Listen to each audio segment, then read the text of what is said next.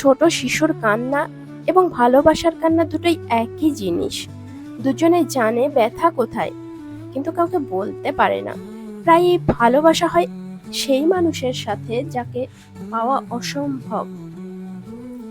নীরবতা ব্যথা নয়, কিছু কণ্ঠস্বর কেড়ে নেয়। কখনো কখনো আমাদের ভুল হয় না, সঠিক প্রমাণ করার মতো শব্দ আমাদের কাছে থাকে না। ভিড়ে যোগ দিতে কিছুই লাগে না, একা দাঁড়াতে সব কিছু লাগে। একা থাকা প্রতিটা সময় মানুষকে শক্ত ও সাহসী করে তোলে। তুমি ছাড়া অন্য কোনো কিছুই তোমাকে নিজের মতো করে সুখী করতে সক্ষম নয়। নীরবতাকে যে বুঝতে পারে না, সেই ব্যক্তি তোমার শব্দকেও খুব একটা বেশি বুঝতে পারবে না। পৃথিবীর সবচেয়ে শক্তিশালী মানুষ সেই যে সবচেয়ে একা বাঁচতে পারে। কান্নার কোনো ওজন নেই, কিন্তু যখন সেগুলি ঝরে যায় তখন মন হালকা হয়ে যায়। কখনো কখনো একা থাকা ভালো। একা থাকলে কেউ দুঃখ দিতে পারবে না।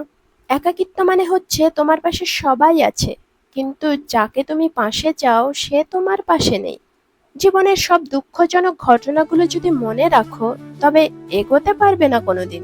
আমরা যতই বড় হই, আমরা একা থাকতে তত বেশি অভ্যস্ত হতে শিখি।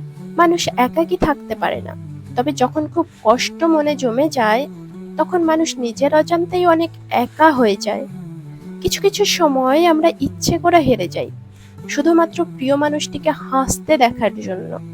সবার ভালো যে চায় তার কখনো ভালো থাকা হয় না, শুধু কষ্ট পেতে হয়।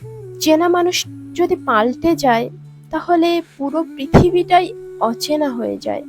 পৃথিবীতে কঠিন বাস্তবের মধ্যে একটি বাস্তব হলো, মানুষ যখন সাফল্যের দ্বার প্রান্তে এসে পৌঁছায়, আর তখনই তার প্রিয় মানুষটি হারিয়ে যায়। পৃথিবীতে কেউ কারো নয়, শুধু সুখে থাকার আশায় কাছে টানার ব্যর্থ প্রত্যয়, আর দূরে চলে যাওয়ার এক বাস্তব অভিনয়। কারো জন্য কিছু থেমে না থাকলেও মনে কিছু আক্ষেপ থেকে যায়, যা কোনোদিনও শেষ হয় না, শুধু জীবন ভরে কাঁদায়। যে ভালোবাসার মধ্যে অবিশ্বাস জন্মেছে, সে ভালোবাসা নিয়ে স্বপ্ন না দেখাটাই ভালো।